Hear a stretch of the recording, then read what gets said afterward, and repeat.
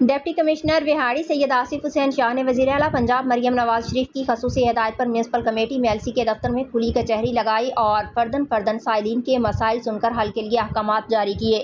Deputy commissioner سید آصف حسین شاہ نے کہا کہ تمام محکمے عوامی مسائل کو حل کرنے کے لیے ہمہ وقت کوشاں رہیں۔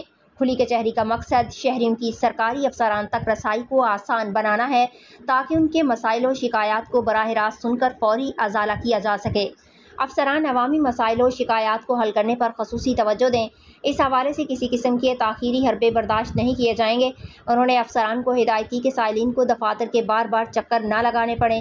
اس موقع پر assistant commissioner Mailsi Tariq Mahmood, D S P Nadeem Iqbal, M S T H Q ہسپتال، سی او بلدیہ، دیگر محکموں کے افسران و سائلین کی کثیر تعداد موجود تھی۔